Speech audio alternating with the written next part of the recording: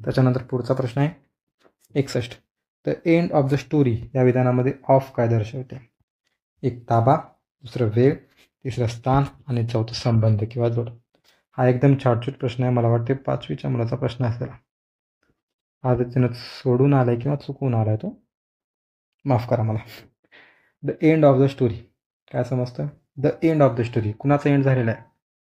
स्टोरीचा end आहे. कुणाचा आहे? स्टोरीचा एंड झालेला आहे. चा शब्द काय सांगतो? The end of the story, स्टोरीचा एंड झालेला आहे. चा काय सांगतोय आपल्याला? संबंध सांगतोय. चा सांगतोय का स्थान? नाही. चा ताबा सांगतोय का? नाही. वेळ सांगतोय का? नाही. याचा मराठी करा ना.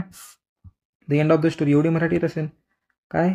स्टोरीचा एंड, स्टोरीचा शेवट. बरोबर.